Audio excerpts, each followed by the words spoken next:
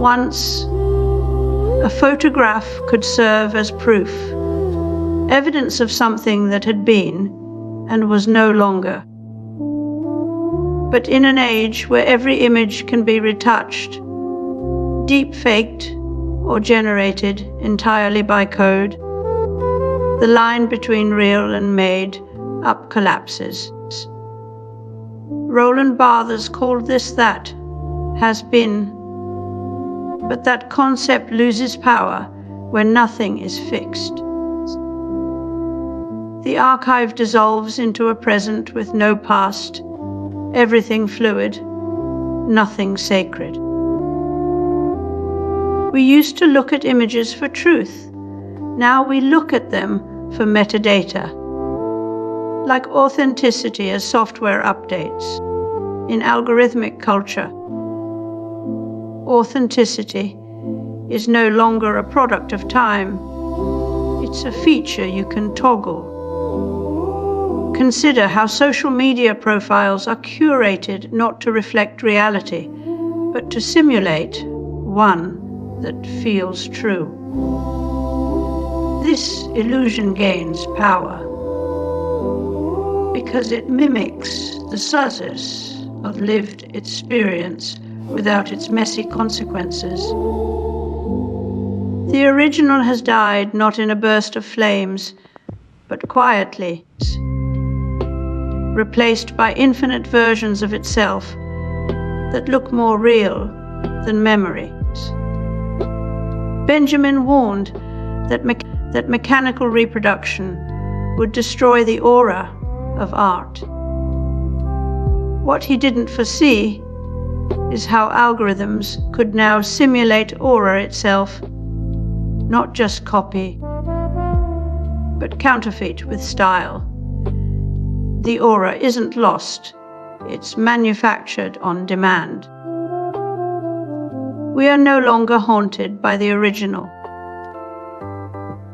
We're haunted by the feeling that something might be real if we look at it long enough in the right light.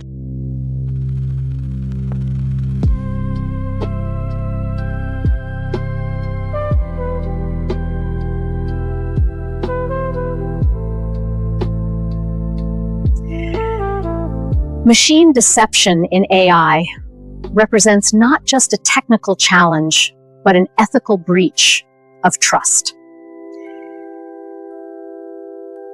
If you've ever used a MIDI humanization plugin in your DAW, then congratulations. You're complicit in an arms race of spoofs. These tools don't make music more artful. They make machines sound like flawed humans to trick us into feeling something real. The grainy filter on your Instagram photo, that's not nostalgia. It's a calculated imperfection designed to mimic the tactile past, to simulate authenticity before you've even taken stock of it. What began as a tool for humanizing digital work has devolved where the illusion of truth doesn't need to be true. It just needs to pass as real at scale. Auto-tune, once used for corrections, became an aesthetic by itself. Now we have bots that, like they're drunk on caffeine and sleep deprivation. Authenticity has been reduced to a set of traits we can simulate, optimize, and deploy in the service of clicks, likes, or influence.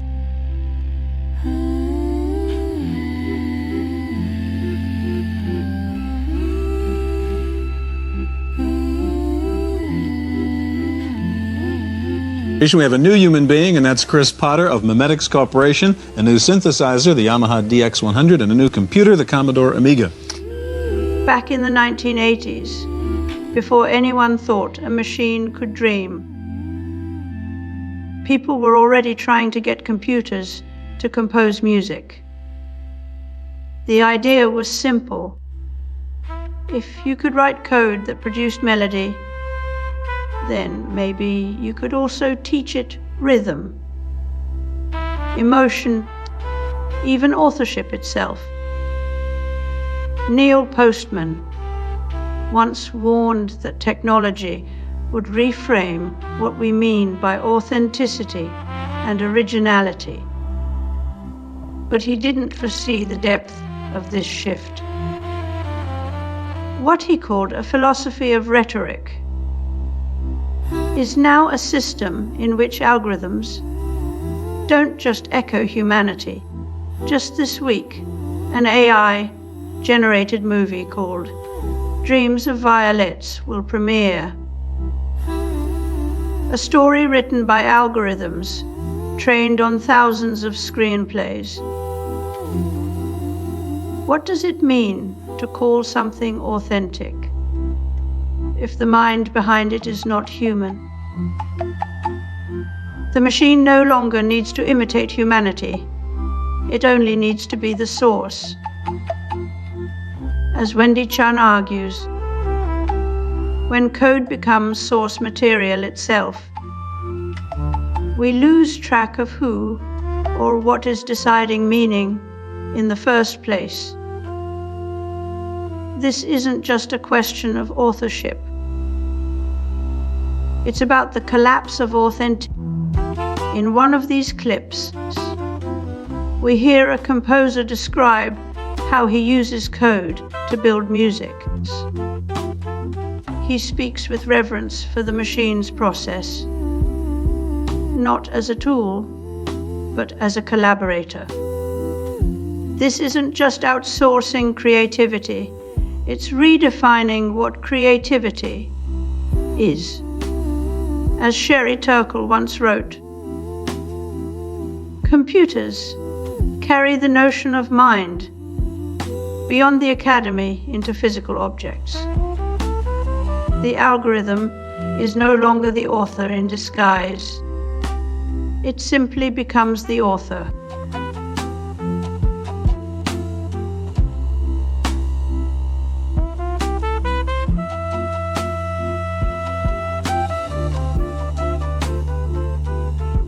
There are, music synthesis algorithms that can be implemented in large-scale integrated circuits.